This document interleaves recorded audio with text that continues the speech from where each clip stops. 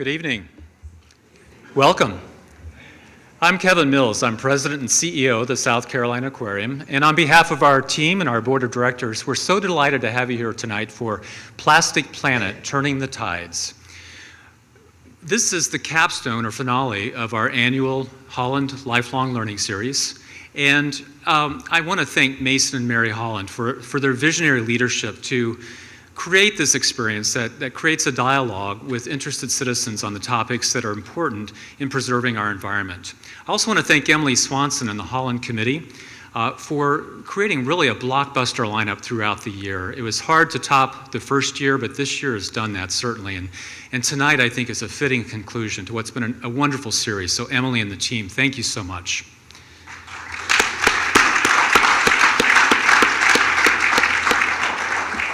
I also want to thank all of you for your belief in the aquarium and your investment in our conservation education programs and your understanding that the aquarium can really bridge and connect people to water, wildlife, and wild places. We're so grateful for your support.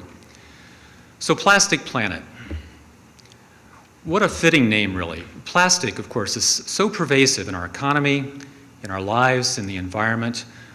In fact, you could say it's so highly visible that it's become invisible. And really at our own peril. If you think about the numbers, they really paint a pretty dire story. Just out here in Charleston Harbor alone, there is about 7.5 tons of plastic percolating around in the water at any one time. And that's courtesy of the research of John Weinstein of the Citadel University. Globally, in our oceans, 50 trillion pieces of plastic. And it's increasing at an exponential rate as demand for plastic products increase. How many of you recycle plastic? So thank you. That is a wonderful, laudable effort.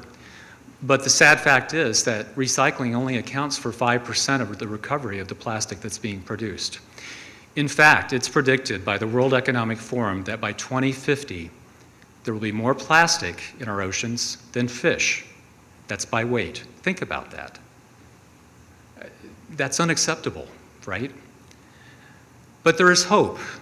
And that hope was evidenced throughout today. At the Gilliard Center, we conducted a day-long seminar called Breaking Down Plastic, and we were delighted to receive so many distinguished guests, policy experts, scientists, marine biologists, community activists, engaged and concerned citizens, all to examine this issue from a multiplicity of perspectives. And if you were there today, and I know many of you were, you couldn't help but be struck by the fact that there are solutions. There is concern. There are engaged citizens that are ready to carry this message forward to publics. And that's why you're here tonight, certainly. We are distinguished again this evening by a very powerful lineup of folks. And you're going to hear, again, those different approaches to eliminating and eradicating plastic pollution in our lives. Certainly, I want to thank the partners to today's proceedings that have made this all possible, the Five Gyres Institute, the Lonely Whale Foundation, and the members of the Aquarium Conservation Partnership, which comprises 18 of the country's leading aquariums, all committed to combating plastics pollution. Certainly it's a call we're responding to at the South Carolina Aquarium. How could we not? We live in a coastal community whose very lifeblood depends on the health and vitality of our oceans. So we are stepping up. That's why we've offered expert testimony at the Isle of Palms and at Folly Beach, which have both recently passed single-use plastic bag bans. That's a role we can provide as a trusted scientific voice. We're also, as you probably know, the home of an internationally renowned sea turtle conservation program. And we've been rescuing and rehabilitating sea turtles from the beginning. And frankly, that's how we got introduced to this topic of plastics, because we see it in the turtles that come into our care. It's there in their guts. It threatens their lives. And we're redoubling our effort to help those sea turtles with the introduction on May the 27th of the Zucker Family Sea Turtle Recovery. This will be a one-of-a-kind experience that will double our capacity for care and introduce this program from an educational perspective to all of our visiting public. We're also internally looking at our operations, and we're committing to eliminate single-use plastics throughout the aquarium. We've already done that successfully. Thank you. We've already done that successfully with our gift shop and our public-facing efforts, and we're going to go deeper. So with that in mind, there is hope, and that hope exists with all of us coming together. And again, I want to thank you all for being here with us tonight. Tonight also we're blessed to have really an expert in policy, environmental policy, who previously was with the Environmental Protection Agency, and she understands how critically important it is to apply scientific principles to the decision-making around policy. We live in a time when science is greatly contested, and so we have to value the scientific experts in our midst. And so it's with that spirit that I'm very honored to introduce to you Judith Enck. Judith, thank you.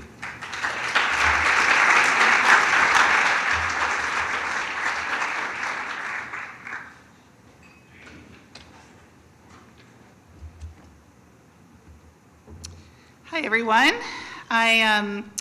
So I don't know you aquarium people that well, but I have to tell you, I am so impressed. I will now walk anywhere and do anything to work with the South Carolina Aquarium and other aquariums, and your community is so vitally important because you're very credible, you're committed to conservation. Who doesn't love a wonderful visit to an aquarium? And you're really good organizers. I mean, everything is on time, and you do events, and I worship your staff. I want to steal them all. Just really, really delighted to be here. And you really have put together an all-star lineup of speakers throughout the day. So as Kevin mentioned, I'm a former regional administrator with the Environmental Protection Agency. EPA has the mothership in Washington, at least it's still there, and 10 regional offices, and I had the best region. I had Region 2, which is New York, New Jersey, 8 Indian nations in New York, Puerto Rico, and the US Virgin Islands. So these issues were very much front and center to our work. So pull out your phone and follow me on Twitter. I've recently learned Twitter, and I'm kind of an addict. It could be a force of good, and I am a recovering federal regulator, it is true.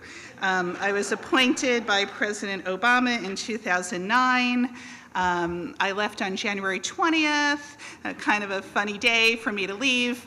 And all political appointees are expected to leave when a new president is sworn in, so there's nothing really dramatic about it. But I'm guessing I probably would not have been a good fit with the new guy. So I am so delighted to spend some time talking about the importance of the EPA. So let's start with a question. What president established the Environmental Protection Agency? Any guesses, sir? Nixon. Great. Sometimes it takes a couple tries. Richard Nixon established the EPA in 1970, and since then, EPA's done so much important work with bipartisan support. And we really need that bipartisan support for EPA to continue. The recently announced federal budget includes a 31% cut to the EPA budget.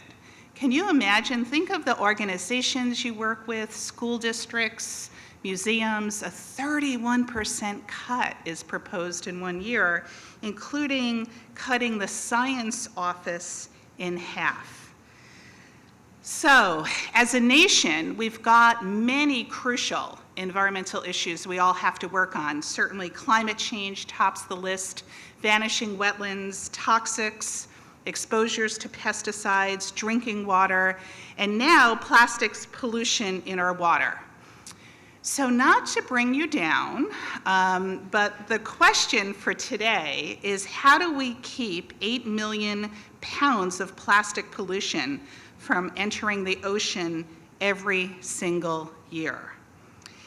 Here's the shocking truth. We are turning our ocean into a landfill. We're doing the same thing to rivers, lakes, and wetlands. These are unpermitted, unregulated landfills. And the tricky thing is, very few people even know about it. When you ask people, mention the top 3 environmental challenges facing the nation and the world, plastic pollution typically does not make the list. So here's what we need the public and policymakers to know. 80% of the trash in the ocean comes from the land. It doesn't come from cruise ships dumping trash into the ocean. It also comes from storm drains off of our city streets and sewage treatment plants.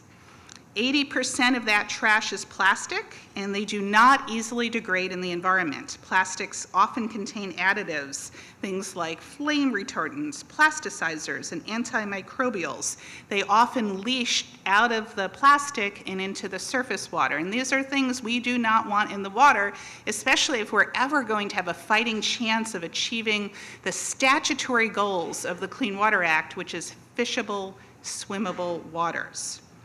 We certainly need more research on how plastic in the ocean may affect people who consume fish that contain plastic.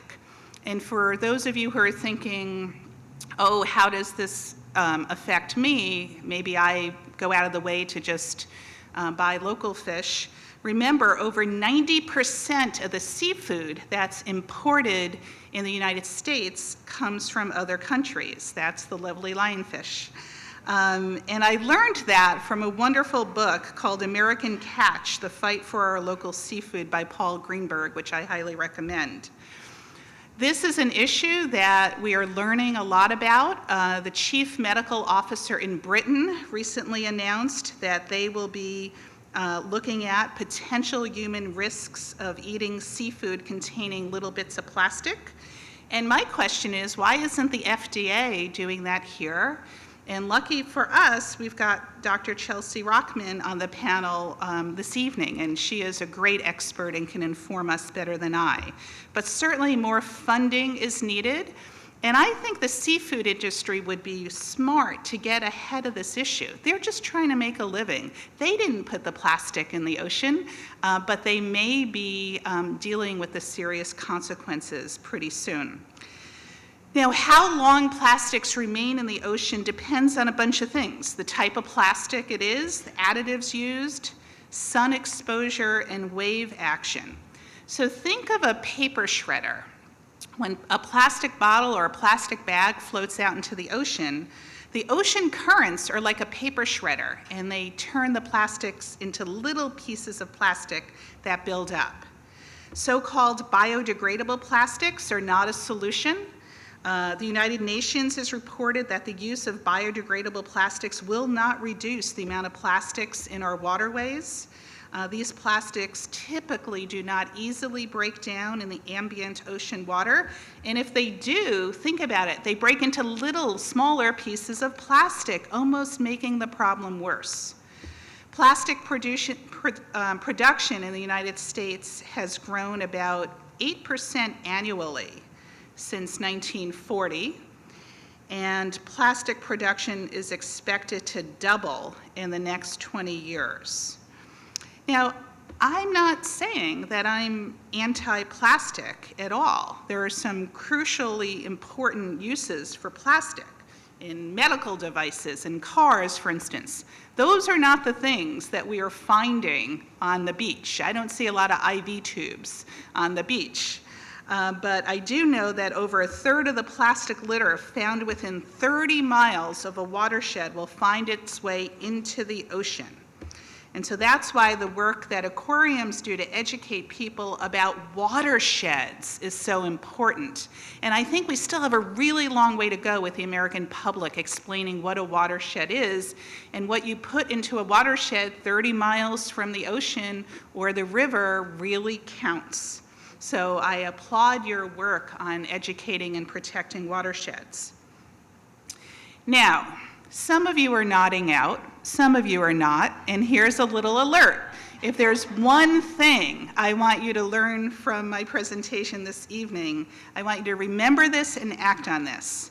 By 2025, for every 3 pounds of fish in the ocean, there will be 1 pound of plastic.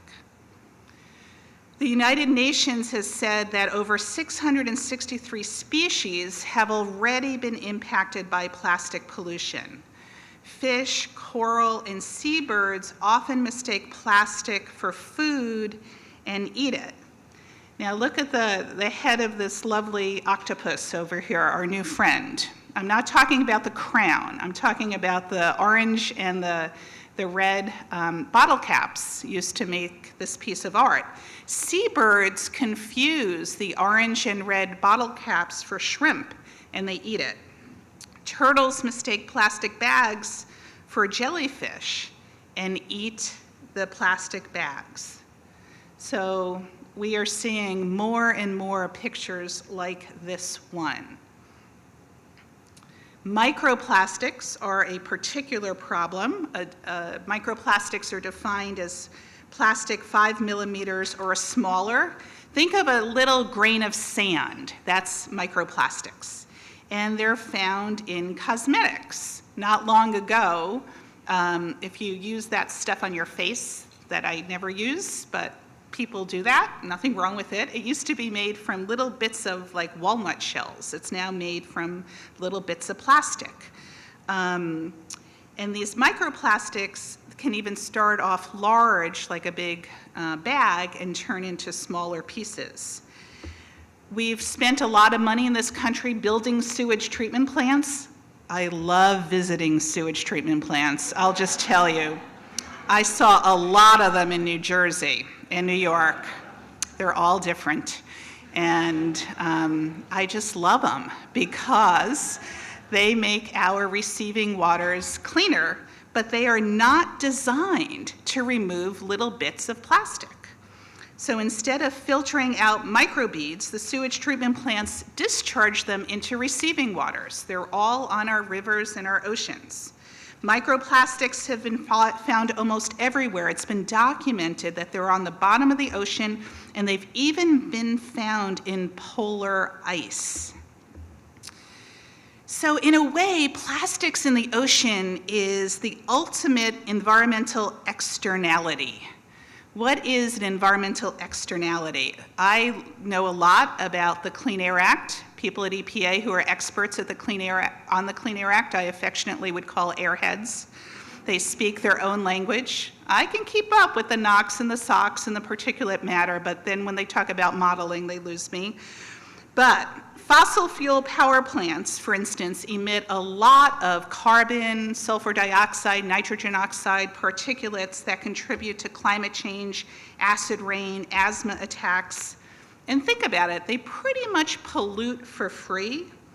You and I pay for the cost of the air pollution. For instance, if people have more asthma attacks because of air pollution, that's more healthcare costs that we all pay for, to name just one effect. Who pays the cost of pollution is a really big deal. And companies that make plastics and sell it to consumers for cheap, and our water bodies and wildlife suffer the consequences at no cost. There's a disconnect there with who pays and who pollutes. Taxpayers are expected to deal with the problem, while the producers, quite honestly, bear virtually no cost for either effective waste disposal, recycling, damage that's caused when these plastics build up in the marine environment, including turtles and other critters. So how do we tackle a problem this enormous? Where do we begin? Because I agree, there is hope. So first is public education. If people don't know there's a problem, there's no way to solve it. And I'm a big believer in when the people lead, the leaders will follow.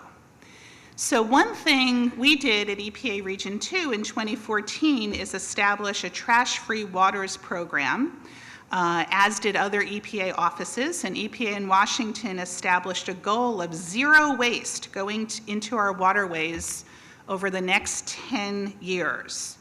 And I know that's an ambitious goal, but how can we not be ambitious when we have so much at stake? In South Carolina, you are very fortunate to be residing within EPA Region 4, and there are two brilliant EPA staff people here today. Chris Plymale and Molly Martin are with EPA Region 4 out of Atlanta. And if you get the bug and you want to work all the time on this issue, or even part of the time, be in touch with Molly and Chris. And I just want to tell you a little bit about what we did at EPA in New York and New Jersey, and then a separate parallel effort in Puerto Rico and the U.S. Virgin Islands to kind of just give you a sense of how you get started. So we did what we're very good at. We called a meeting. So, cobblers make shoes, federal regulators call meetings. And it was a rare thing. The meetings were fun. They were really informative. And more people came to the next meeting than came to the previous meeting. Usually you get meeting drain, like everyone comes to the first meeting, and then the second meeting you've got way too many cookies and no one else is there. But these meetings got bigger and bigger. They just lasted a few hours. They were at the EPA office. And then after the meeting, we went out for a Dutch treat lunch, and here's the shocking thing, everyone stayed for lunch. And that's where the real fun began, because over a lot of really bad coffee, you come up with good ideas.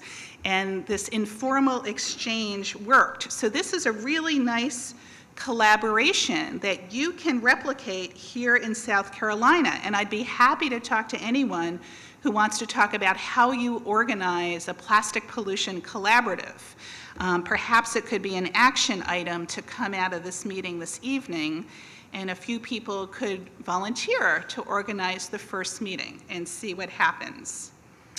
So what we decided to do after having, I don't know if everyone found them so enormously fun, but I did. So some of you were there, right? Oh, they're agreeing. So you can't just have meetings, you need a focus. So we decided to focus on the 5 major sources of plastic in the marine environment. And the way we picked the items was we talked to all the really smart people who organized litter cleanups and asked them, what do you commonly find when you do a beach cleanup or a street cleanup or a park cleanup?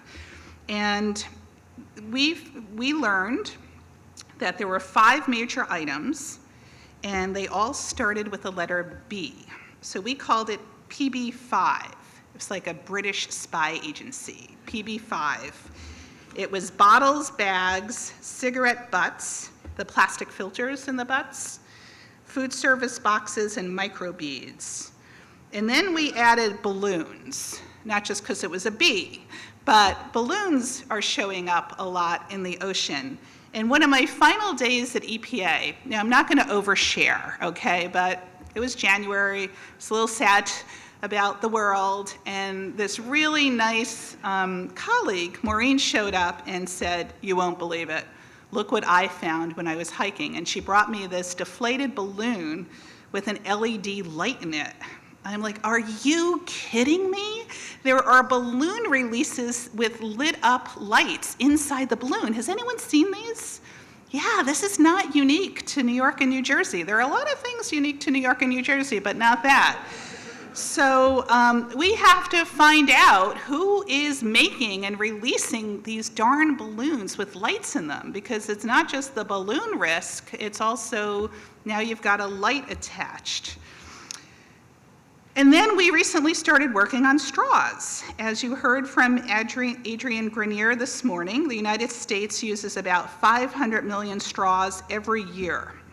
Most are plastic, they're polypropylene, and many are littered.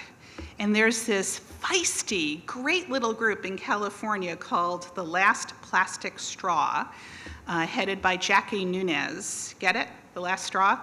And you should go to her website, thelastplasticstraw.org, and I know there are a bunch of people in this room working on plastic straws, and I agree, this is kind of a gateway issue. And it's winnable because cafeterias and restaurants save money by not buying plastic straws. And at the very least, you should have to ask for it. I have more lunches and dinners ruined by trying to turn away the straw. The waitress takes it personally, or the waiter. They think you don't like them because you don't want the straw. And how can you not be a dope, and spend 5 minutes explaining the problem with straws? So If you could even get a policy that says don't automatically give them out, that is helpful. I was recently out with friends, and the drinks arrived, the straws were already in, they were already unpeeled, and all my girlfriends looked at me. They're like, come on, we're out for dinner, don't start. So see these two interesting hashtags, strawless ocean, and today we learned about hashtag stop sucking. So those, and if your teenagers want to shock you with inappropriate language, they should jump right on the stop sucking hashtag. All right, so B number 1, bottles. Simple thing you can do. Use refillable water bottles and don't use this. It's not rocket science, okay? And so, maybe I literally was hiking in the desert once, and I had one of these. It's a long story, but that's okay. But I mostly use this. I was on a drinking water panel recently, and the moderator was making fun of me for being a Girl Scout about all this stuff. He's like, oh, look at Judith with her reusable water bottle. And I said, you don't know what's in here. So after 4, that's my cutoff. After 4, this could be a mojito and no one would know. So another benefit to reusable containers. Soda and beer and milk can all be sold in refillable bottles. I so appreciated David Katz this morning commenting on the benefits of bottle bills or mandatory deposits. That was the first bill I ever worked on when I was an environmental intern in and we got the New York State Legislature to pass a bottle bill. And you always remember the first bill you pass in the New York State Legislature. There's never anything quite like it. And I think we passed it because we had no idea what we were up against. These little mom and pop companies, Coke, Pepsi, every supermarket in the state, every labor union in the state, all opposed. And it took 10 years to pass it in New York, but the way we got it through was environmental student leaders, farmers, League of Women Voters, garden clubs, all came together the same year to pass it. And you walk the streets of New York City these days, where 8 million wonderful people live, you do not see soda, beer, or plastic water bottles on the streets, because it's worth a nickel.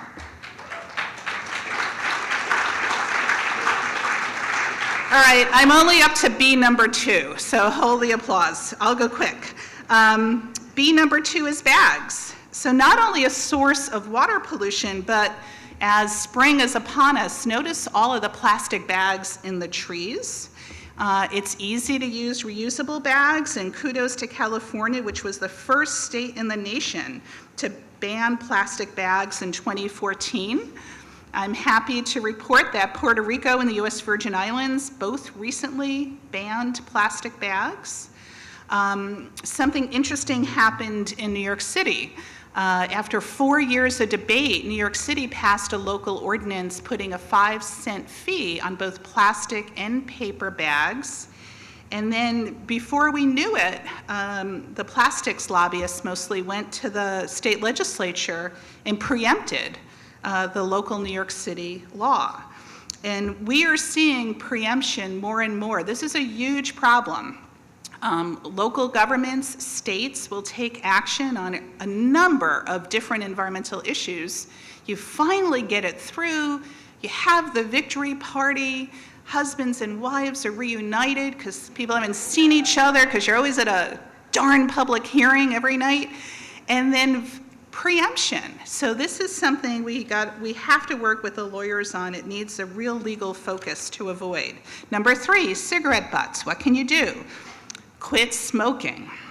I know it's not easy, but in our Trash-Free Waters work, we invited the American Lung Association, because if people cut down on smoking, it's less cigarette butts all over the street.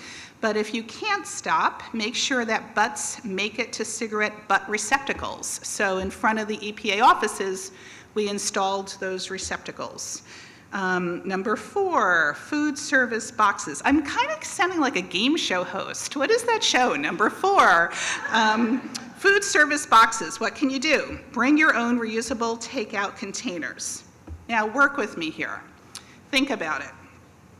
It only takes about 10 minutes to eat a very mediocre sandwich, but the plastic packaging will last for decades, if not longer. And it's not just the box, it's the plastic utensils, it's the condiment packaging. No one ever uses that much ketchup, but they take fistfuls of ketchup and put it in the bag, and they put it in a plastic bag.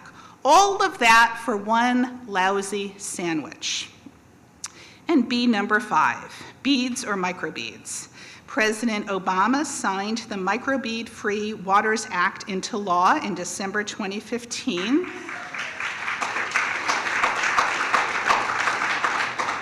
And a lot of that was due to hard work of people in this room. Remember, when the people lead, the leaders will follow. That always works. The law will prohibit the sale of personal care products containing plastic microbeads by July 1, 2018. This includes personal care products such as face scrubs and toothpaste. Who knew there were little pieces of plastic in our toothpaste? I didn't know that. Did you know this? So what you need to do before July 2018 is read the ingredients list carefully. If you see polyethylene or polypropylene, then that product contains microbeads. So here in South Carolina, here are some things I want you to focus on. One is strengthening stormwater permits at the state and local level, supporting research, supporting citizen science. You can't solve a problem until you have data, and that's why citizen science is so important. Every aquarium should have a citizen science program, and you have one here. So you're steps ahead. Using trawls, you can gather all sorts of plastics in water bodies, and Marcus and others we'll have a lot to say about that. You can design a program to support students and community members to do their own water sampling. And if you want to document plastic pollution, I encourage you to look at Dr. Jenna Jambak's Marine Debris Tracker Project. That's the website. It only takes a few seconds to report where you see marine litter. So go to that website.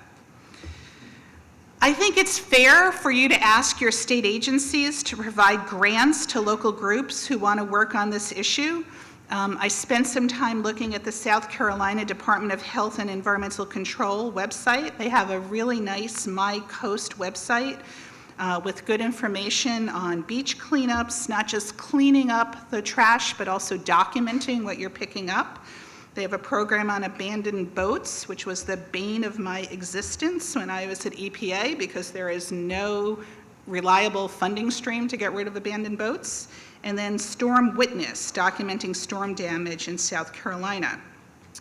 Now, when you approach your state government on this issue, don't just talk to the environmental agency. Talk to the tourism agency, talk to the economic development agency, talk to the fish and wildlife folks, and ask them for a lot of money. There's no harm in asking. So in EPA Region 2 last year, it was the first time we were able to provide grants on plastic pollution. And I'm going to very quickly describe some of the programs we funded, because I think they're easily replicated. And we got way more proposals than we could fund. People are really cooking on this. They're thinking about this. They've got some good ideas. So last year, our little region awarded $365,000 for trash-free water projects just in New York and New Jersey.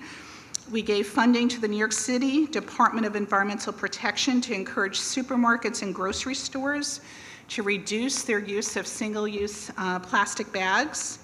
The Product Stewardship Institute is working with Long Island businesses to reduce their use of single plastics, and Scott is here from that organization, so you can mob him this evening and ask him how they did it. Just steal his work. He does not mind. You can just replicate it with businesses in your community. The North Hudson Sewerage Authority, they funded retrofitting of 250 faceplate covers on catch basins in New Jersey to catch the plastic before it entered the Hudson River. So they worked with students to do that nice art, so we can do that. Our next grant went to this amazing local group in New York City called Cafeteria Culture. It's kind of a funny name, but they are so effective, and they are a bunch of women who we funded to do public education campaign in low-income communities to reduce street litter and increase recycling. But here's what they did, which was amazing before we even knew about them. In the New York City school system, which is the largest in the country, when your kid went to get lunch, it was served on a polystyrene tray directly, not on a plate, right on that polystyrene tray, even if it was very acidic. So cafeteria culture convinced the New York City school district, public education, to stop using polystyrene trays. And then they teamed up with other big school districts, LA, Chicago, Seattle, I think a few others, and that they're now using their joint buying power to buy compostable trays. We funded the Hudson River Foundation, an estuary program to collect data on plastic generation and dispersal in New Jersey. We funded the Bronx River Alliance to assess plastic accumulation hotspots, and they're working with Bronx businesses to reduce their use of plastics. When I first started at EPA, some of my colleagues invited me to go canoeing on the Bronx River. That was interesting. It was a really hot day. You go by combined sewer overflows. You paddle as fast as you can. And I could not believe the amount of plastic in the Bronx River. And the other thing we saw a lot of was basketballs. They would just kind of shoot through the drains. But I digress. Clean Water Fund in New Jersey, we gave them funding to work with restaurants and food trucks in New Jersey to reduce single-use packaging. So I just rattle through this list to let you know there is no shortage of good ideas. And if you can get a little bit of funding, it goes a long way. And we've got to get serious about environmental sustainability in businesses and schools and governments, our own consumer choices, because in the United States, we are 5% of the world's population. We consume 30% of the world's natural resources. And then not surprisingly, we produce 30% of the world's waste. And this simply is not sustainable. So with that context, what can we do to reduce plastic pollution? And I'm pushing the envelope here on a couple things. I want to say we cannot solve this problem with litter cleanups. And recycling won't fix this massive problem. I love recycling. I started the recycling program in my own community in upstate New York. I recycle, recycle, recycle. That's not going to solve this problem. We need to change what is done upstream by changing how we design, manufacture, and use products and packaging. It's all about source reduction.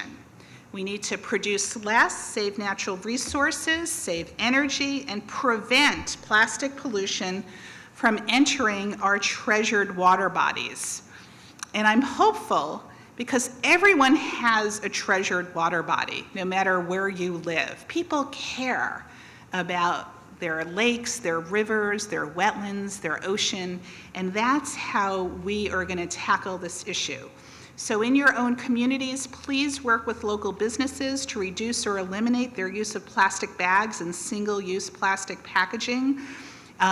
This morning we heard from Kathy Kent and her daughter and friends, their success in the Isle of Palms and getting that plastic ordinance through.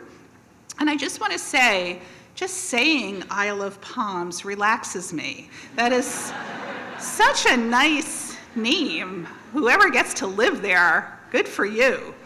I just left Brooklyn. Isle of Palms is very inviting. Second, organize a movie screening of this fabulous, fabulous movie called Bag It. It's better than La La Land. If you show movies at your aquarium or local libraries, show Bag It. It's a couple years old, but you will love it. Stop using straws. You guys have started doing that. And I want to add a quick note again about the New York City public school system. They stopped using straws in the 1980s. And they stopped using straws because it was a waste of money. Why spend money on straws? So if there are a couple kids who have special needs who need straws, they have some available, but 99.5% of those kids don't get straws. So I am really confident that you have even better ideas, and I want to urge you to work on what interests you the most. You have to follow your heart and you have to follow your head, because these issues take a really long time to solve. This is such a serious environmental and economic problem. Here in South Carolina, just think of the miles and miles of beautiful shoreline that you have. Tourism is a $19 billion industry in this state, and tourists don't like it when they show up at a beach and it's filled with plastic litter. And if they're not seeing the plastic litter, it probably means that the local government is spending a lot of money to clean it up after the fact. So if you are a fiscal conservative like I am, you will want to work on finding ways to prevent plastic pollution at the source, not just attempting to pick it up after it's littered. And wouldn't it be great if communities all over South Carolina committed to being zero waste communities? Zero waste, we now know, is good not only for the environment, but for the economy. And there's this old saying, if you're not for zero waste, how much are you for? So I want to thank all of you. I want to thank the South Carolina Aquarium for getting us all together. And let's just get to work. Thank you.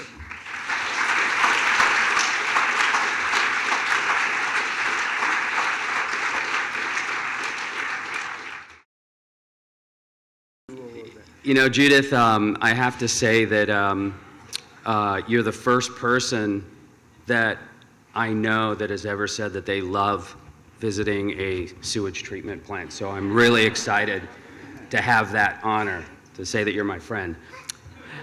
How many of you are from Charleston? Okay, a good number of you. Well, let me just say what an amazing city you guys have. Great people, great leadership, and it has been an absolute pleasure to be here with all of you today. Before we get started, let's take a moment to thank the South Carolina Aquarium for their hosting today's summit and this evening.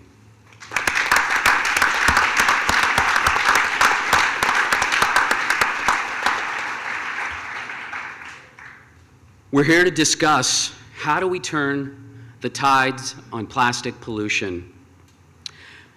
My name is Vipe Desai, and I've been working with NGOs and businesses since 2000 to address issues related to our oceans. My efforts began when I was invited by the Surfrider Foundation to join their board. Since then, I've had the pleasure of serving on the board of directors for the Five Gyres Institute. I currently serve on Ocean Champions Board, and recently was invited to join the advisory board of Lonely Whale Foundation. I also launched a healthy and environmentally friendly sports drink that reduces plastic waste and minimizes our carbon footprint. As an entrepreneur, I'm hardwired to innovate and solve problems. But innovation has consequences, and we can see that in plastic. In a mere 150 years, we went from innovation to consequences. And in just a few more years, For every 3 pounds of fish in the ocean, there'll be 1 pound of plastic based on research from Jenna Jambeck, who I believe is here with us today. Today, we have plastic bag bans, ban on microbeads, and styrofoam bans gaining momentum. But we're still wrestling with this issue. We've recently discovered microfibers, and we went from talking about the Great Pacific Garbage Patch to hearing about plastic smog. And to think the use of plastic began in the 1860s with billiard balls. Back then, elephants were being slaughtered for their ivory at an alarming rate, just to keep up with the demand for high-end billiard balls. No more than 8 balls could be made from a single elephant's tusks. The billiard industry realized that the supply of elephants, their primary source of ivory, was endangered as well as dangerous to obtain. By 1870, a new material was being used, and it was commercially branded celluloid, the first industrial plastic. What started out as an innovation has turned into a problem that every living thing on this planet now faces. We have our work cut out for us. And if plastic pollution isn't bad enough, we have an administration that is causing uncertainty and raising questions. But we're not here to project doom and gloom. We're here to talk about what's possible. And the panelists who are on stage with me are giving us hope. Their research, science, and innovations are helping us to understand this issue and how we can tackle it. Now, this isn't like the movie theaters where you have to turn off your phones, okay? Keep your phones on, just silence them. Take to your social media channels and bring this conversation to your followers and your network. And towards the end of the panel, you'll also get a chance to ask some questions, so be sure to have them ready. So let's introduce our panelists. You've already met Judith, and I'll just quickly say, up until recently, Judith served as the regional administrator of the U.S. Environmental Protection Agency, overseeing environmental protection in New York, New Jersey, Indian nations in New York, Puerto Rico, and U.S. Virgin Islands. Thank you. Marcus Eriksen is the Director of Research and co-founder of the 5 Gyres Institute. His work on microplastics, including the co-discovery of microbeads in the Great Lakes and providing global and regional estimates of microplastic loads in our oceans, convey the ubiquity of degraded plastic everywhere we look and the actions we must take to solve them. Also joining us is Dr. Chelsea Rockman. Dr. Rockman is an assistant professor at the University of Toronto. Chelsea has her PhD in ecology with emphasis on marine ecology, environmental chemistry, and ecotoxicology. Her expertise is regarding the sources, sinks, and ecological implications of plastics and their associated cocktail of chemical contaminants of marine and freshwater habitats. Doug Woodring is also with us. Doug is the co-founder of Ocean Recovery Alliance, a nonprofit organization focused on bringing innovative solutions, technology, collaborations, and policy together to impact positive improvements for the health of the ocean. Doug is also the founder of the Plasticity Forum and is recognized both as a UNEP Climate Hero and Google Earth Hero. And finally, John Bradburn. John is manager of global waste reduction at General Motors. In this role, he leads the company's landfill-free initiative, which has resulted in 152 GM operations around the world that reuse, recycle, and convert energy to waste from daily operations. John's an expert in waste reduction and recycling and is dubbed GM's MacGyver for devising unconventional uses for everyday waste. Welcome, panelists.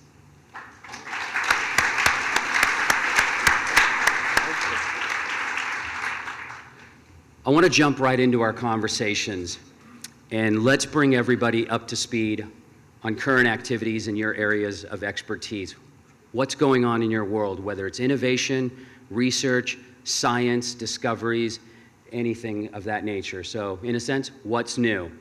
John. Okay. Basically, our landfill-free or zero waste, it means the same thing. Operations, at all of our operations around the world has been kind of our flagship, but we're evolving beyond that.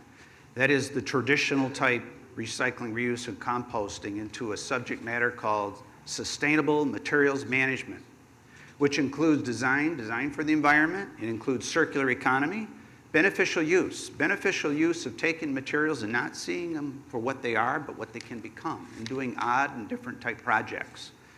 I think maybe I'll just show you. I always bring my bag with me. I'll show you really quick, just a couple things, and I got more stuff in here. But basically, we talk a lot about water bottles. This is made from water bottles. Anybody hear what's going on in the city of Flint with the lead?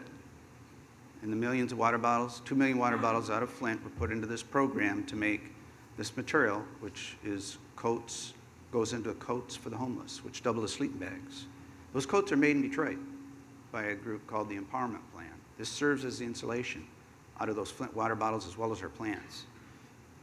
It also is used to make filters by a nonprofit in Flint to make filtration filters for our plants. Those go into our plants as well and filter the air. But we're also making vehicle parts. Can you imagine that? We make vehicle parts too. And those are for engine manifold covers. So that's the sort of beneficial use, along with our zero waste, circular economy, design for the environment. That's the next evolution of zero waste. It's not just getting a cardboard to a cardboard recycler. It's about making parts, materials, and articles and following it through that entire supply chain. Thank you, John. Doug. Well, John beat me to the punch with his plastic bottle product because my suit actually is made of plastic bottles. And I just want to show, another example of reuse of this material which doesn't go away. I think one of the things we're working on, I live in Hong Kong, and I'm sort of in the center of where a lot of this stuff is coming from. I often get asked, what are the metrics in China and how much is coming out and where's the data? They must have the data. They have data for everything. Can you tell me? I say, they have no data. Oh, why don't they have data? Well, they never went to the beach before. What do you mean they don't go to the beach? They don't have yacht harbors. They didn't have recreation in the water. They didn't really swim that much. And it wasn't part of their society. They're not facing the recreation and the things that we've come to enjoy for the last 50 years, and then therefore they don't see this. And that this isn't even on their radar. And same with Indonesia and the Philippines and all these other places. So what we're trying to do is get people just to think of, don't let it get in the water. And one of the ways we do that is similar to Jenna Jambek's app. Ours is a complimentary one, which lets you report trash hotspots. So if you're traveling or out working or fishing or biking, just take a photo. If you don't know who to call, just get the photo and get that point on the map so that people can then make use of that data to the stakeholders in their watershed and go talk to the Rotary Club or go talk to someone. And the really thing that we're focusing on, that we want people to focus on, is the rivers and the creeks and the outflows, because that's where the highways are that it gets sent to the ocean. And if we can't stop it from getting onto the street, at least stop it from getting into the river point, which is a one-way flow outward, which is pretty easy to collect from. If we can do that, we can recycle and start thinking about preventing it. So that's just one of our areas. Thank you, Doug. So I will speak to the research. I've been doing academic research on the issue now for about a decade. And before I go into the, what we know and how the science has changed and what we don't know, I just want to say I love what you said earlier, Judith, that we can't solve problems without data. There's a lot of data on this issue now. So while I'm going to say we need more information, we do not need more information to act. We have enough data to say this is a problem and it's time to start to solve solutions. Where the science has gone, I would say in the beginning, we were showing we have global contamination. There was paper after paper saying there's plastic in this lake, there's plastic in this animal, there's plastic on this beach. Now the science is asking questions about what are the sources, what is the fate, so what is the missing sink? So Jenna Jambek says that about 8 million tons of plastic goes off the coast into the ocean every year. From Marcus's data, about 1% of that is floating on the surface of the ocean. Where's the rest? So answering questions like that. What I do is saying, what are the ecological impacts and what are the impacts in terms of human health? So we still have a lot to learn, but what we know now is that this contamination is truly globally ubiquitous. We have evidence of ecological impacts, impacts to wildlife, and we know we're being exposed through our seafood. So there's enough data to start to solve problems. Thank you. Marcus.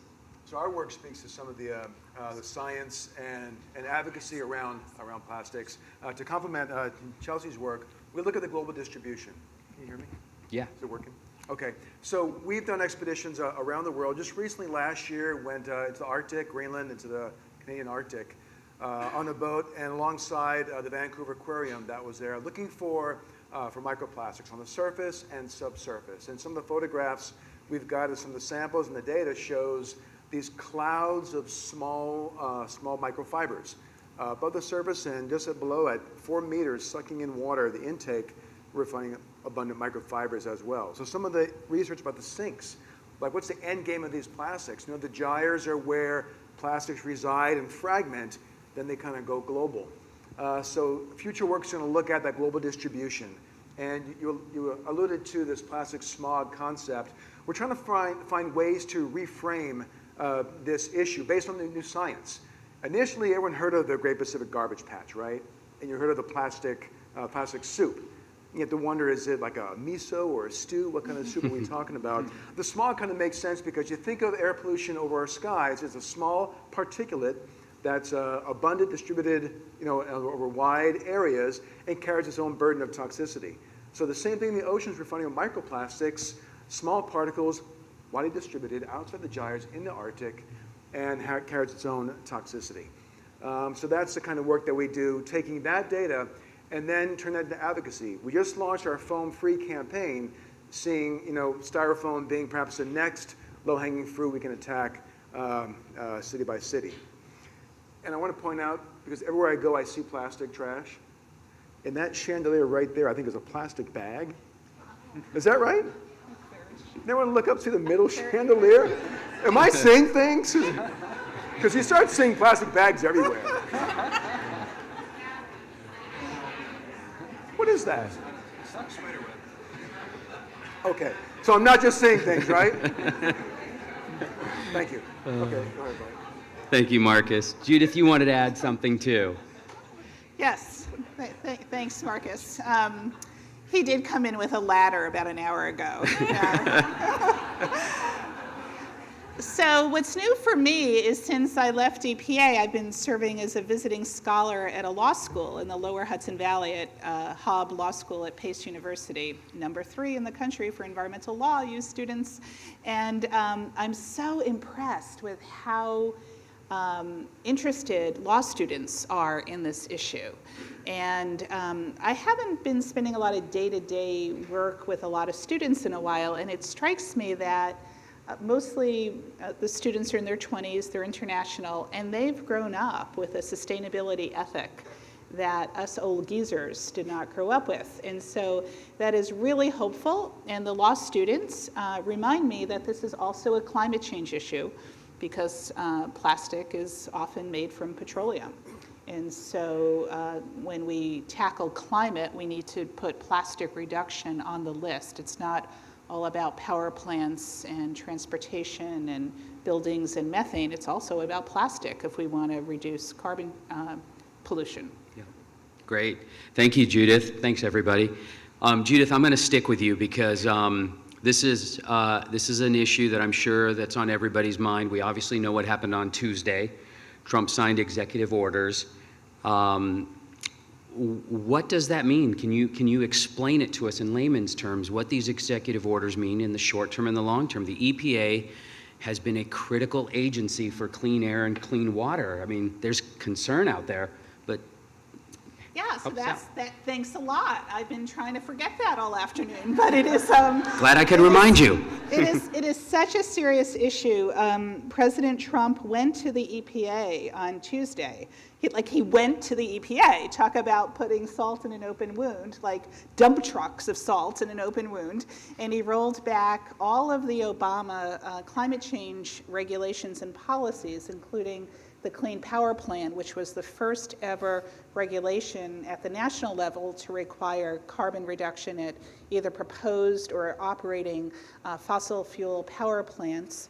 One of the policies is promoting coal production on public lands. It was really interesting. I don't know why. You know when you drive by a car crash and you say you shouldn't look? Well, I went on the White House webpage on Tuesday and I watched the whole news conference, and it was the worst thing I've ever seen in the history of environmental regulation. It is about 36 policies were rolled back, and then last night, EPA Administrator Scott Pruitt announced that he was overruling EPA scientists and getting rid of an important ban on chlorpyrifos, a neurotoxin pesticide, which is on our food, which affects farm workers. And here's the thing you got to know about EPA. I totally loved working at EPA.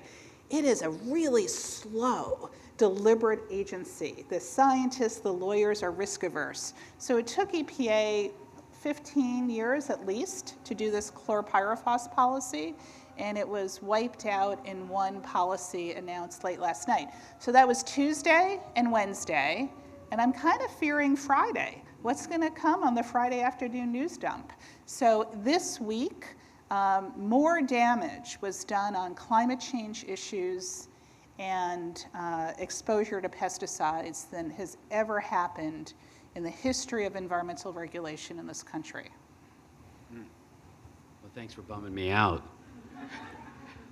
Look, I want to continue with this just one more minute.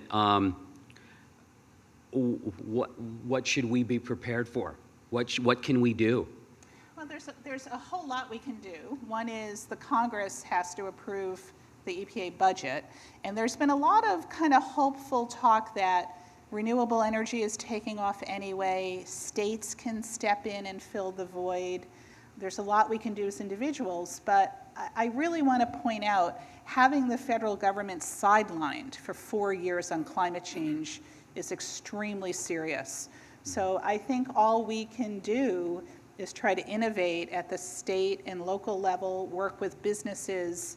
Our commitments to the Paris Accord will not be honored with these 36 policies that were unraveled on Tuesday. So, you know, I'm sorry to be so negative, but I want people to fully understand that we don't have 4 years to waste on the climate crisis. Yeah. No, well, look, we can't fight the battle if we don't know how the war is going to be fought. So we need to know that. So I'm going to jump over to John. John, we've talked about plastic reduction and waste to energy, and I know you've spearheaded that at GM. Let's talk about the waste to energy program that you've put in place. Well, that's part of our landfill-free program, but we only look at that as the absolute last option prior to landfilling. What's more significant is obviously the prevention, the recycling, the compost, and the reuse and the repurposing. From our landfill-free operations, by the way, more than any automaker by far, and we think it's way beyond the automotive industry. Of those landfill-free operations, only about 6 or so % goes to energy options, again, only as a last option. That has a cost to it, but it demonstrates a commitment to the overall cause of, sustainability. But also how this ties all together, I think, is the significance of how these efforts, whether it be energy, whether it be a non-traditional beneficial use project like the one I just mentioned, it's about creating jobs, growing the economy. That project I just mentioned was a demonstration of how work can be done in a local community to grow jobs and build economy, and therefore does fit in the new administration's role and goals and objectives. And here's how. I'm told about 60% of the plastics that are generated in this country for recycling end up overseas. Therefore, all those processes that were created, about 14 of them to make that coat material, and about same thing for the other 2 options, the filters, those jobs stayed here. And in fact, where the material was generated in Michigan, 3 or 4 jobs, 3 or 4 different companies, worked on it. Then it came down to the Carolinas.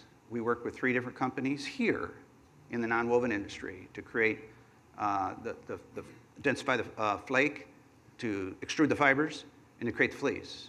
Then it goes into other applications.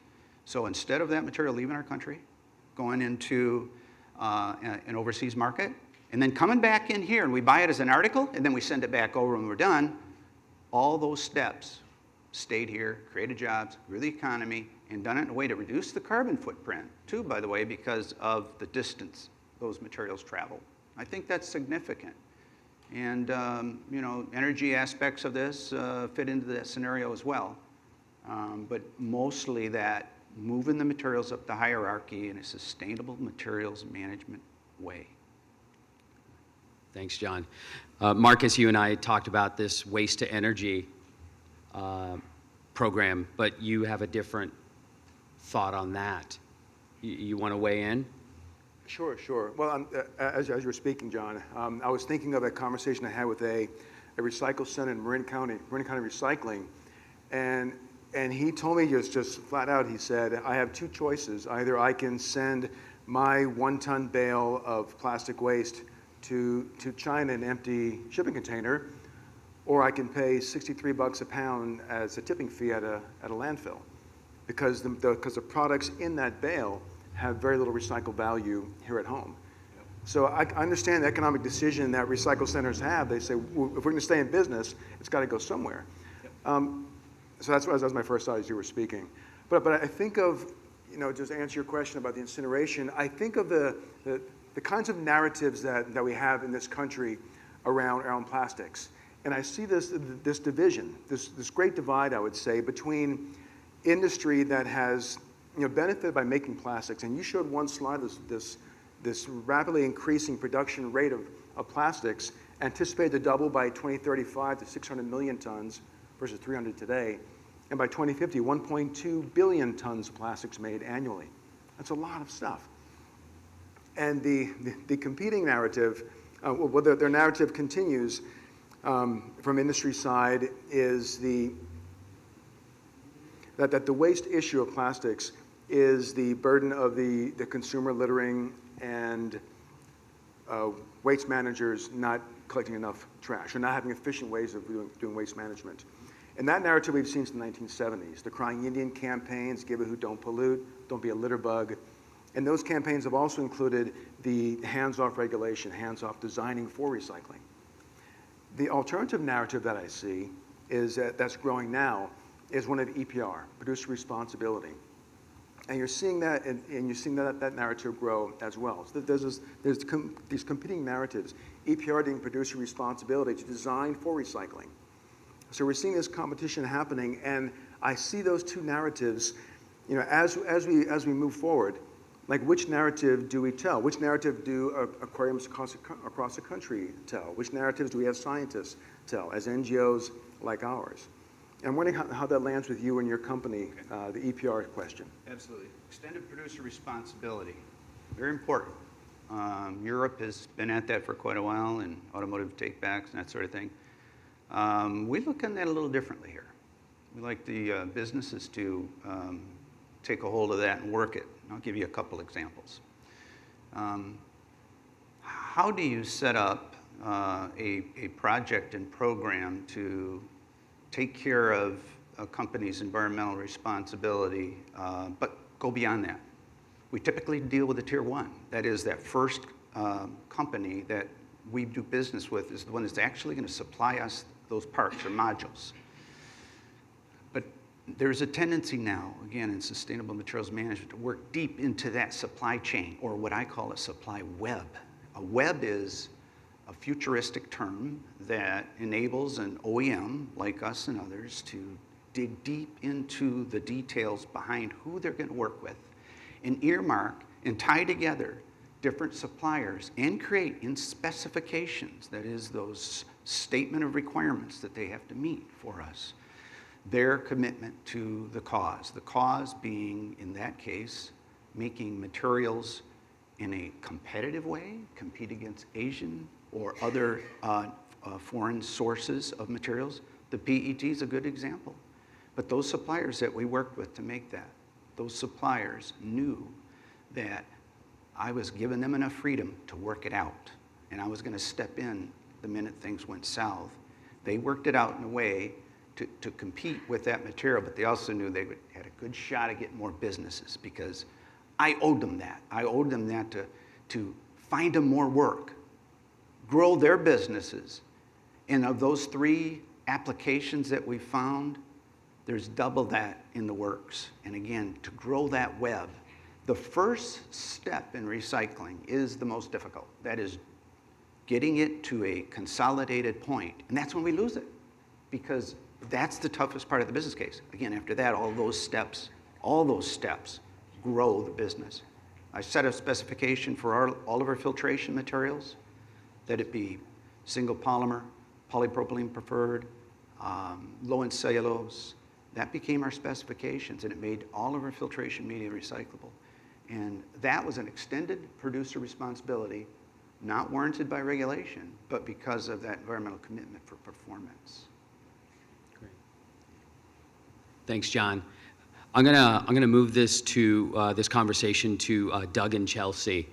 We just heard John say that 60% of our waste goes overseas. And Doug, we talked a little bit earlier. Why should we as Americans be concerned with this waste going over there? Obviously, plastic waste is an issue in developing countries, but you're working in Hong Kong, you're seeing the waste there, but how does that come back to us, and why should we be concerned? And Chelsea, afterwards, I want you to jump in because you've done research in the ecotoxicology space, because that's something we should be concerned with, the human impact. So, Doug, take it away. Okay, a couple of points that could maybe also link with what was just said. We send our waste there in 2 ways. One is because we export it because we don't have the will or capacity to handle it here. The other is because we have many multinationals that sell products to hundreds of countries around the world that don't have the capacity to recycle it. Less than 15% on a very good, optimistic number of all plastic in the world gets recycled today. So when you see a recycling label on the bottom of that little product, and you put it in that bin and you say, oh, I feel so good because I recycled today. Well, when that thing goes to Samoa, Fiji, Nigeria, Kenya, those guys have no way to handle that. So the problem is when that mismatch from their recycling capacity and the waste that they're creating gets into the waters, gets into the ocean. Numbers are something like 90% of all seafood in the US is sold from overseas. A lot of that is farmed. 50% of all fish in the world is farmed. This has an impact on the water quality and what those animals are eating. Chelsea can talk to that a little bit, but on the innovation side, which you mentioned, there's many good companies here that can't get the material because it is going overseas to fill the machines that are being innovated for that to handle our waste at home. And what China did about 5 years ago in a way to stop the e-waste from going to China, which is mostly encased in plastic and the heavy metals, was so we're going to put up the green fence and no more unprocessed plastic is coming into China. And I cheered at that because it was the best thing I think that ever happened to all of us, except now there's a few holes in it.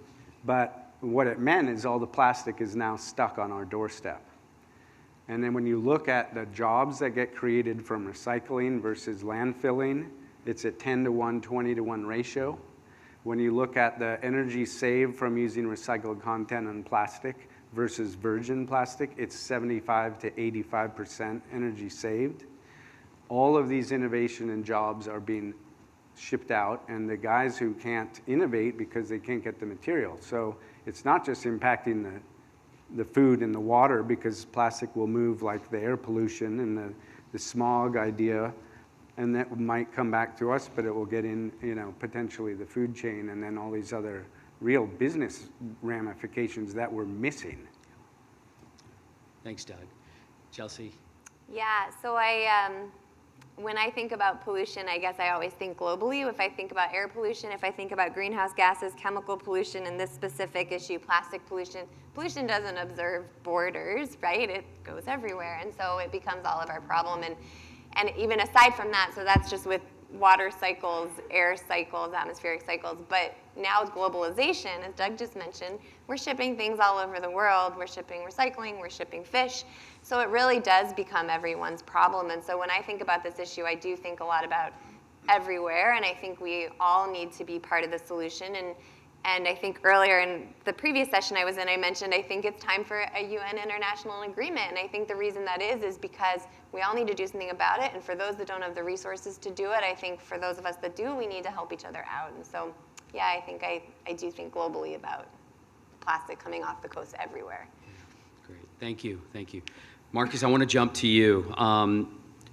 Over the last year and a half, and even here at the summit, heard many people reference the microbead ban.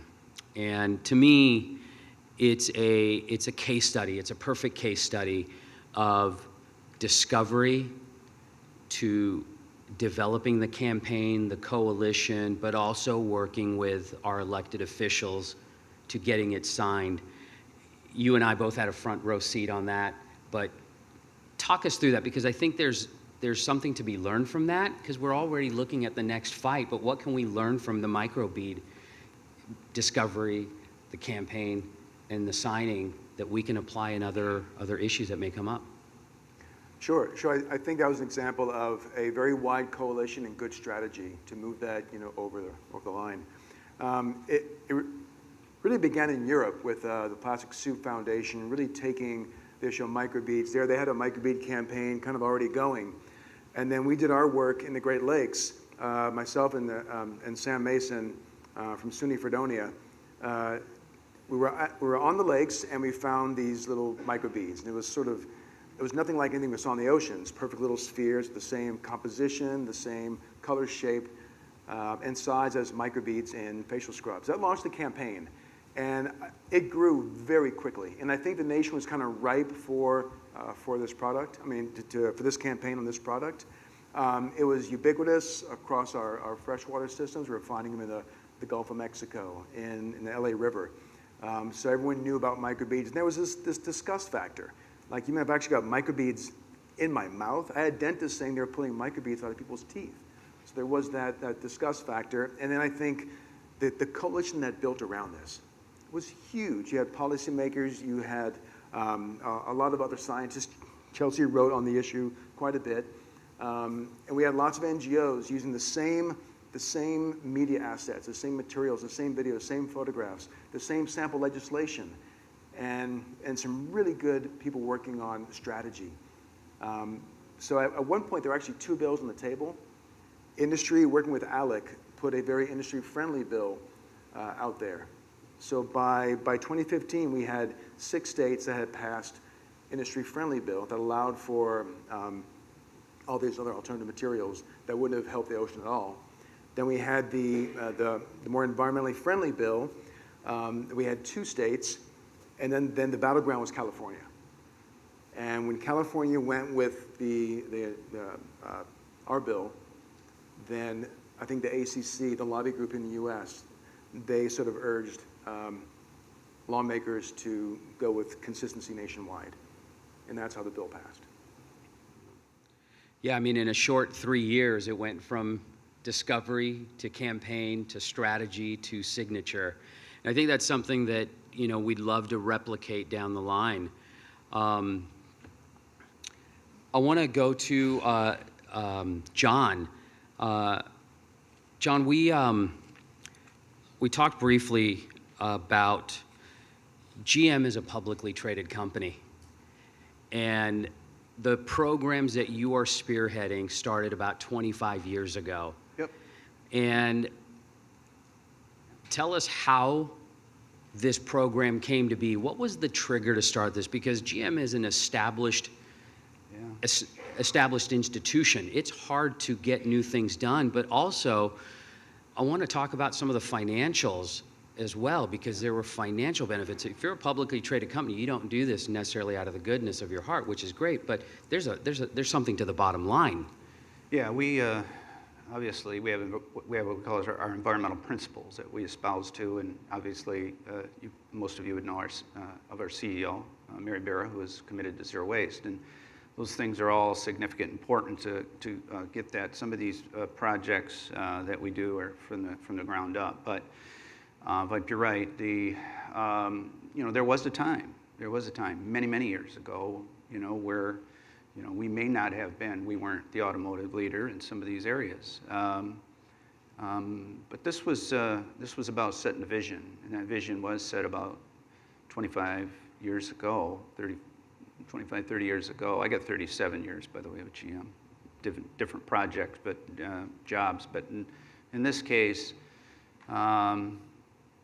vision gives somebody the ability to see, right? And I'm not talking about sight vision, I'm talking about vision. And the real question is do you really see? And in this case, we've seen that any company that's going to survive into the future is going to have to be in this area. They're going to have to care, truly care, and not just have metrics. We've got metrics, but we got to truly care. It's got to be part of our fabric. So as part of that, and to be sustainable, it has to have financial implications. So, as you can tell, like the gray hair, I've been around a while and I got to know a lot of people in the organization. So working in the different silos, working with the different financial people around the world, I put together what hadn't been done before, and that is, what is our revenue? What was our revenue from all this stuff, which, by the way, is about 2.5 million tons per year. In fact, if you put it back into Chevy Silverado pickups, all the stuff we recycle and reuse every year, park them in for end, the line created would wrap around the world every year. So that's what we deal with. So to put a financial tag to that would probably be important. And it came in 2008. Revenue, as well as some savings going back to our foundries, $1.147 billion from recycling. And that was a jaw opener for us. And when we went external with that, I think it put us on the map, but at the same time, it brought the environmental activity mainstream into the company, and it enabled us to pay for our zero waste program. It enabled us to do some of these weird, odd, and different projects outside our walls as well, whether they be part of our need to be a zero waste plant. It didn't matter. We stepped out, and if it's okay, I wanted to show this one. I'm going to go to my bag again. So I need Vanna White up here. All right. So, how many of you remember?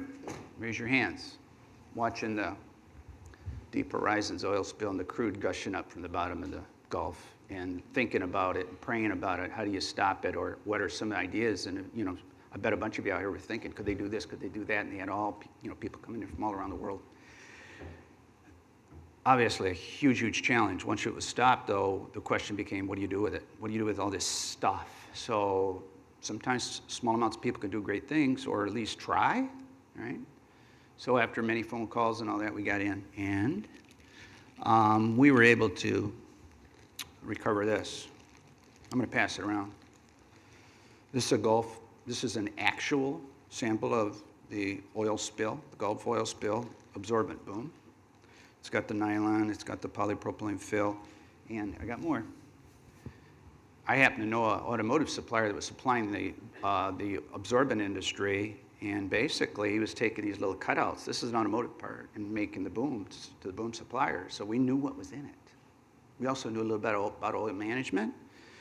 Again, when you have a financial implication, you can do things like this outside the walls, so people inside the company aren't going to go, hey, that's no, you wouldn't want to do that. So we did that. We recovered 227 miles of that boom. Here's some more boom. And it's got some of the densified materials. We shipped it up to Goshen, Indiana, densified it, compounded it, made this. Piece is much bigger. This is a Chevy Volt air management baffle with 25% used oil boom from the Gulf spill. It's also got 25%, the other 75% is recycled content too, by the way, from our plants, from the post-consumer, and test tires from a mill for proving grounds. What my point is with this, is when you have a program in place that has financial strength, built within by bringing together all the forces, small company, big company, doesn't matter. You can take those things and go outside your walls and extend your stewardship beyond and demonstrate how these sorts of things are possible. Thank you, John.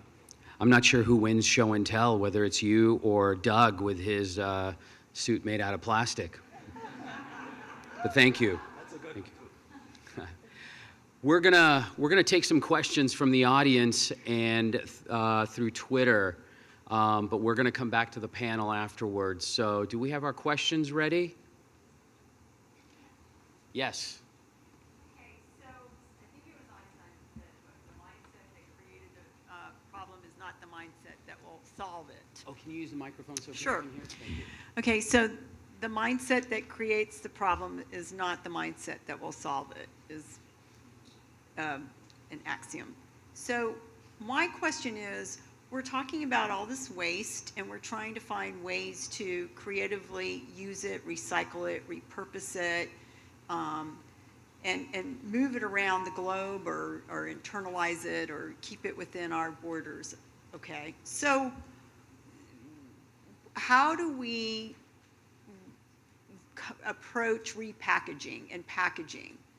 I know that malls are starting to disappear. Amazon is shipping more. I'm appalled at packaging, okay? And it seems like if you're going to be shipping things instead of people shopping, you're going to have even increasingly more of it. So certainly we should be able to come up with materials that are more effective to use. And I don't know, I mean, what kind of response do you have to this as a panel?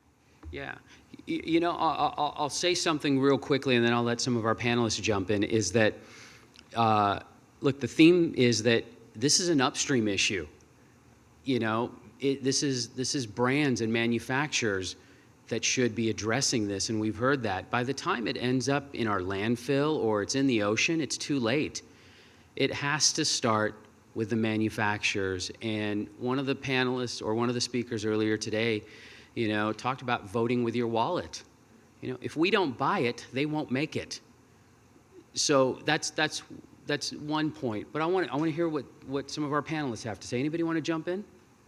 Yeah, Doug. Yeah, I would say you're exactly right. Alibaba, China, they're going berserk with packaging, and they've already admitted that it's a huge problem on the home delivery. I personally think one of the biggest opportunities is the reverse supply chain. And that alludes to what John mentioned, was that some people call the first mile. If you cannot get the material from my hand to that machine, and the machine can be the truck or whatever the system is to get rid of it, then we lose it. And then it becomes null and void and inoperable and not valuable. If you get that material right from the start of when it leaves that hand, which means your house or your office, then you can deal with it. It's pure, it's not mixed up with other stuff. So imagine Walmart and all these home delivery guys who are sending you stuff every day filled with the goodies that you bought. Why don't they take those back and do a service to you and then start monopolizing all that material before it gets into your food waste and all of that?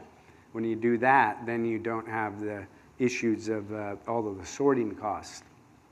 I think that's a big opportunity. One of the problems with packaging is that really we have taken all the easy wins out of the packaging stories. We've lightweighted, we've gone from metal to glass and from wood to metal down to plastic. Now we're at the bottom, and we're also worried about climate change. Climate change scares us. But we push the climate change pillow down, and now the plastic pillow goes up, because now we make everything in plastic because it's lighter weight. And oh, we just solved the carbon problem because now it's lighter weight and you can drive around and you didn't have a carbon footprint, but it's made out of plastic. Oh, really? And that lasts for the next 5,000 years. Now this is the challenge. So how are we going to get that stuff and into the systems that are designed so that we have to package the food, because the food waste is a big issue and the food lasts a long time, until we get to the super duper drug new material, which maybe is edible and keeps air out of it and is water soluble and doesn't go in the fish, but we're not there yet. Thanks. I want to make sure we get to some other questions, but I know, John, you had something, and Marcus, you had something, so real quickly. Yeah, real quick. We got a packaging specification for all expendables. Expendables mean one-way packages. So it does ban polystyrene.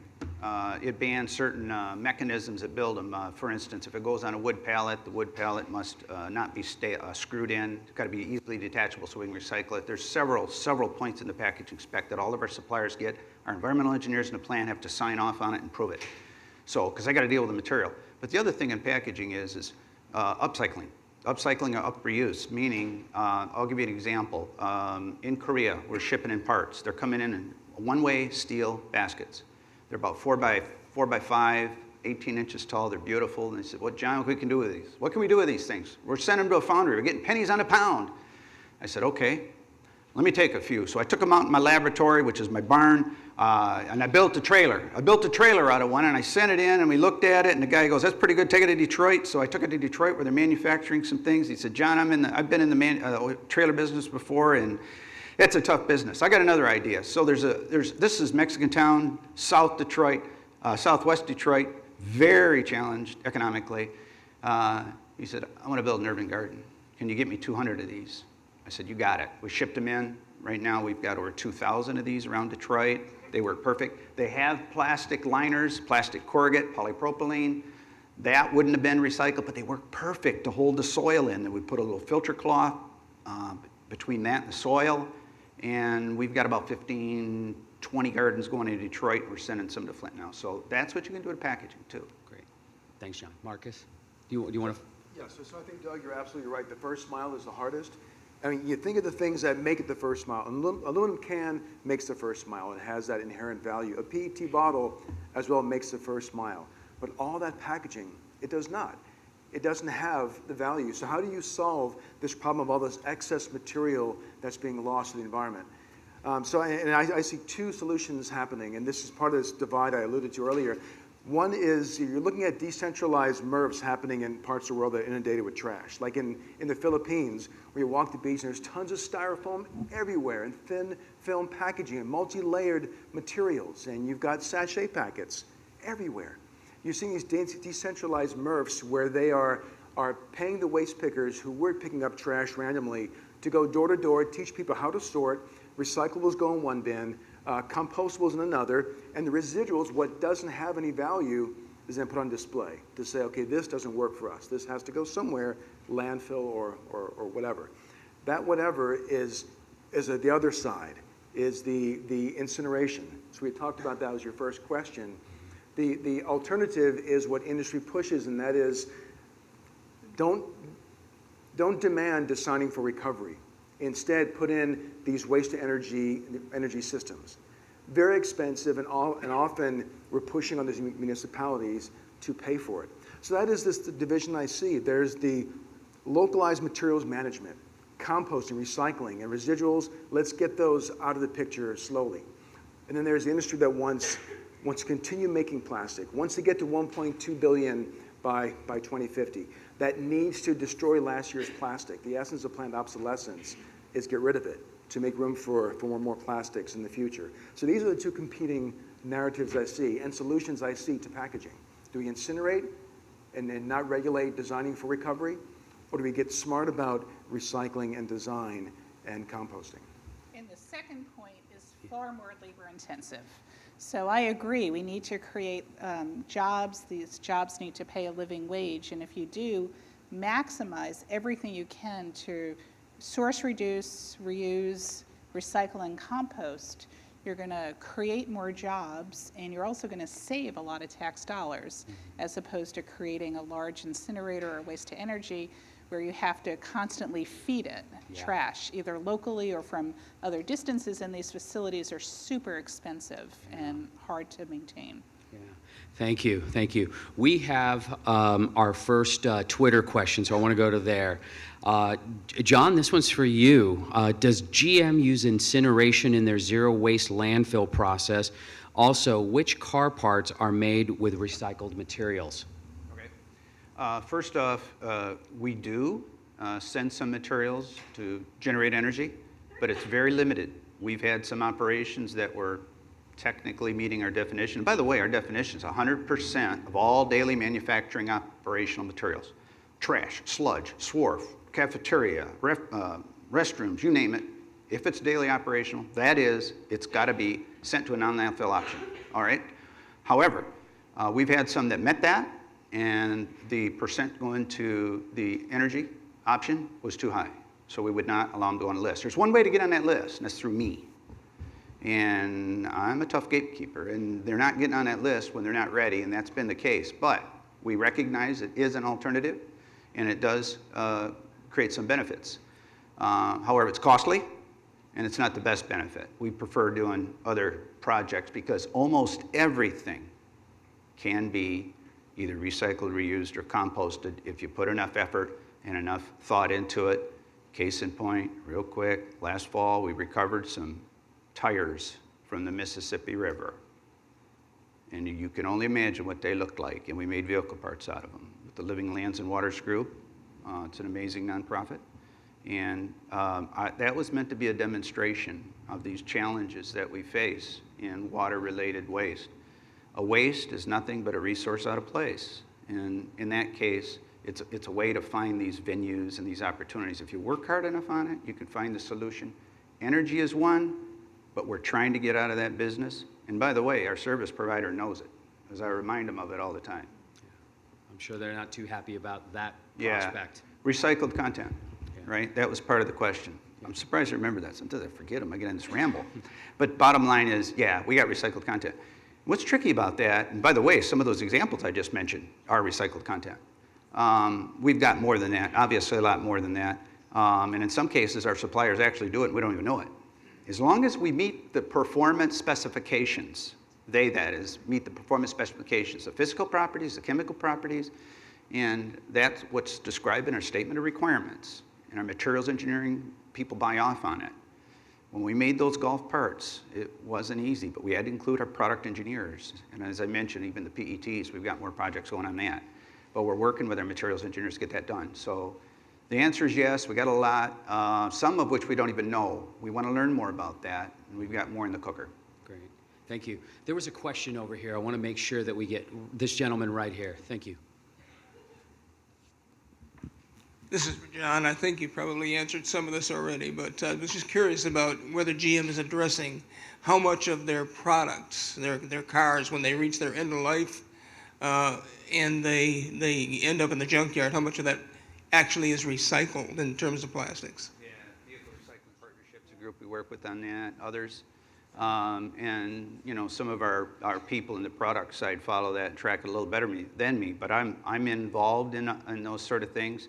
There are requirements in Europe on recyclability, and recoverability is another term.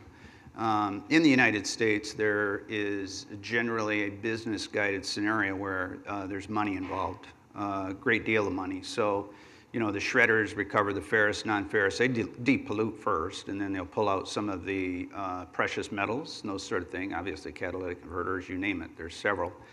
And then from there, the business case drives it. One of the biggest challenges beyond the auto industry, though, is residue fluff.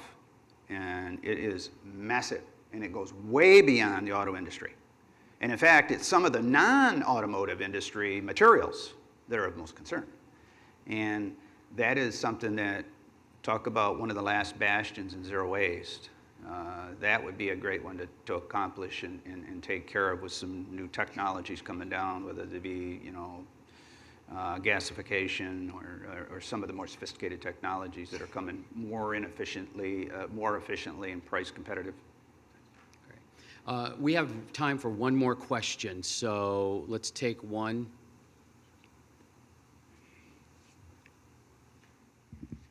The reason all these different types of plastics that we're talking about are a problem is because it's cheap. It's viewed as trash. But actually, you know, think about times past, previous civilizations, they would have viewed plastic as an incredible thing. It's incredibly valuable for all these different uses. My question is there a way to make plastic have the value that it really should have so that it's not viewed as trash? Is there a way to make it economically important so that people actually repurpose it for economic reasons? Great, thanks. Doug, you want to tackle that one? Yeah, I can try. Mike Biddle, people who do real optical sorting at the high end of plastic will tell you that plastic's more valuable than steel. And it is, if you can get it. But no one can get it. And that's why we're all sitting here. No one can either want to pay for it or it's polluted. Polluted meaning it's in your garbage bag with food and oil and grease, and no one's going to pay to get it out. So the challenge is going back to the first mile. How do you keep this stuff pure? And this is one of the problems in the developing world. They can't even get up the value curve of this stuff because they don't have a grinder and a shredder and a baler just to sell it to the next city. If they can do that, then the system starts to work. And David knows about this with putting value on the material.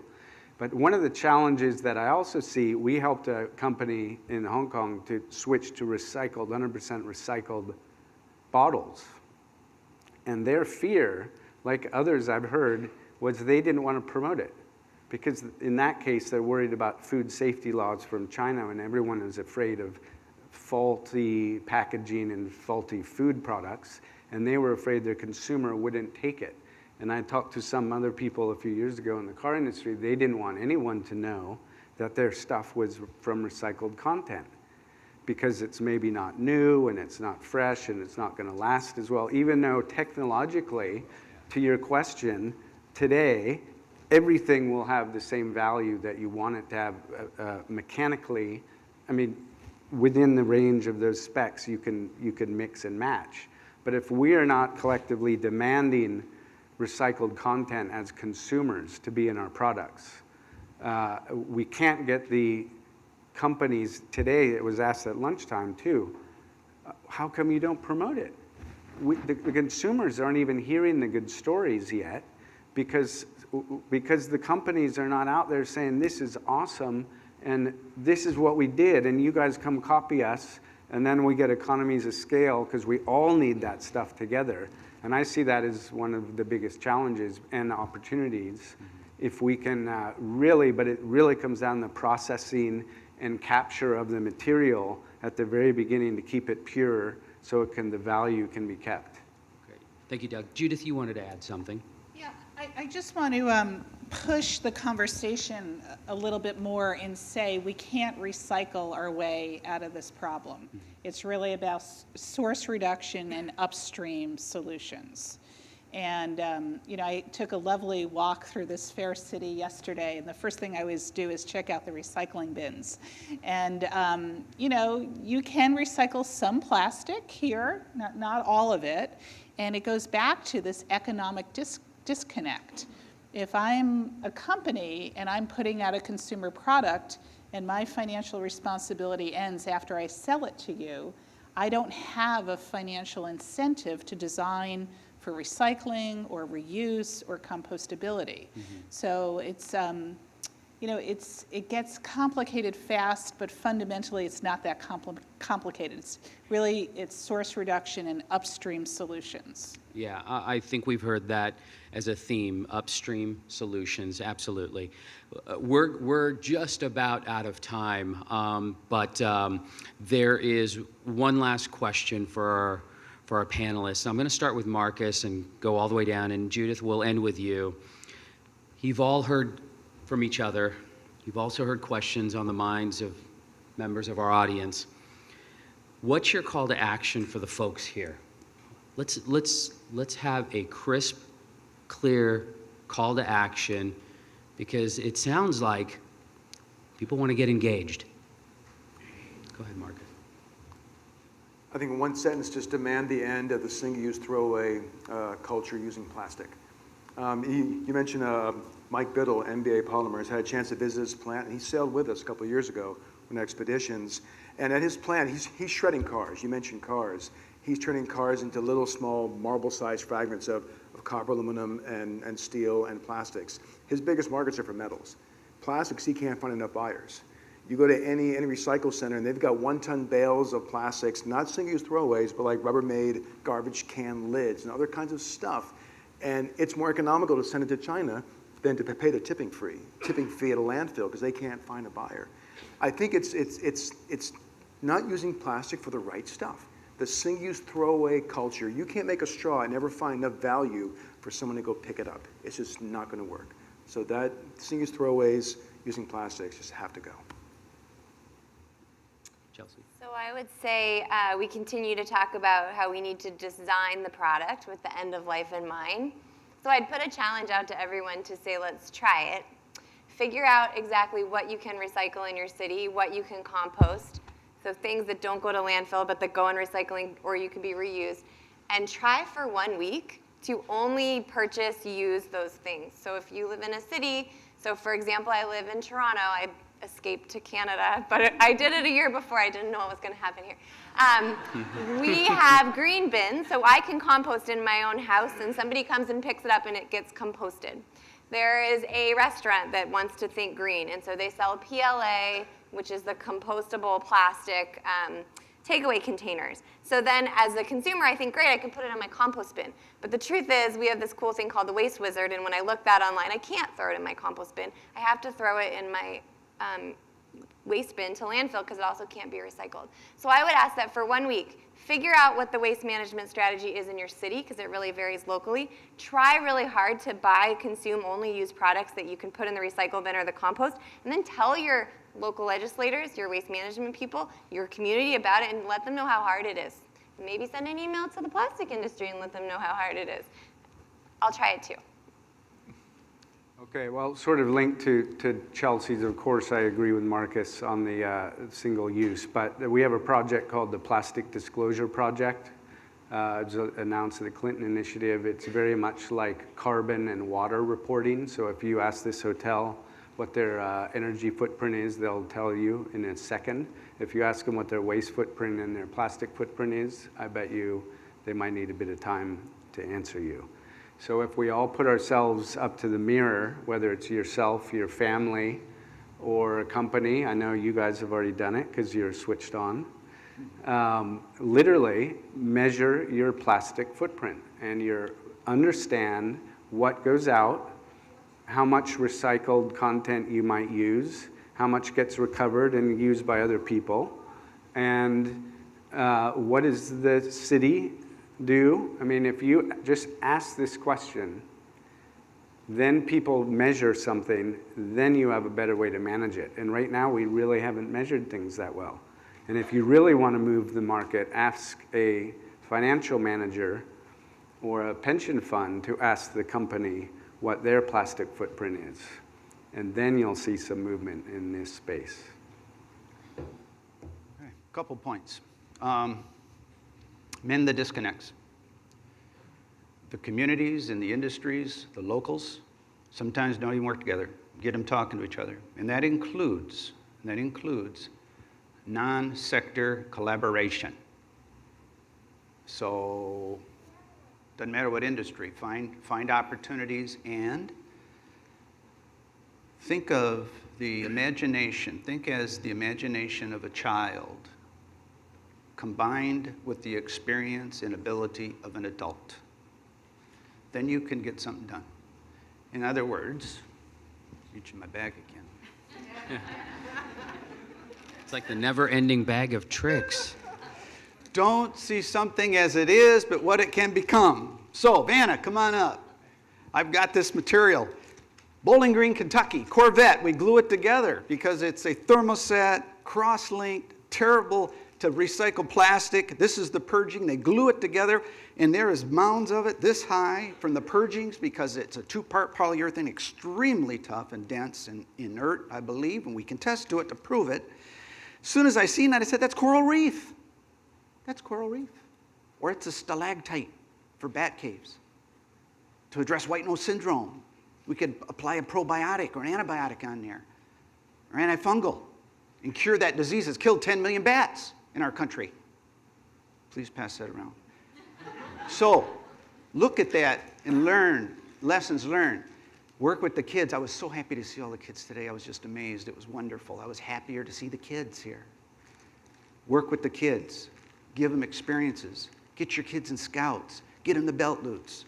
Get them the merit badges, because those are experiences they can draw upon. Because sometimes we do things and we forget. I have a special sample here. How many of you remember the Exxon Valdez oil spill? Well, you're looking at some of the containment boom from it. 1989, second most. In a lot of people's opinion, biggest disaster in our country's history.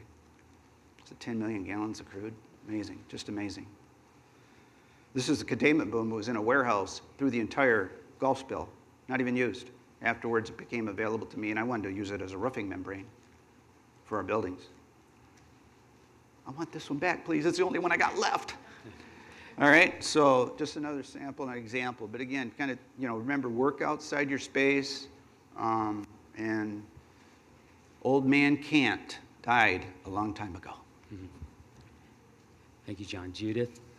So I really want to encourage all of you to start a plastics reduction in the ocean collaboration. And it's funny, you work with people, and some people are just really into straws, and other people are really into bags, and I don't know why.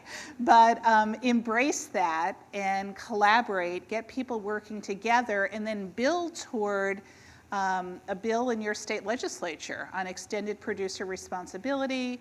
South Carolina could be the 10th state in the country to pass a bottle bill if we all worked hard on that. But really, I think the most pressing issue is plastic bags and chandeliers. Thank you. So I started off by sharing that innovation has consequences. I want to close by saying that involvement has returns. ROI stands for return on investment, but for all of us, ROI should mean return on involvement. Each of us must be involved if we're going to solve this issue. The more you're involved, the better the return. If we want to turn the tide on plastic pollution, you'll need to be involved. Now, plastic pollution may cause you to be outraged. You're allowed to be outraged. You're allowed to be frustrated and even ask tough questions to our scientists, our researchers, our politicians, and our businesses. But you're not allowed to not do something about it. This issue will not be solved by any one person, any one organization, state, country, or business for that matter. We're all in this together. Let's do something about it.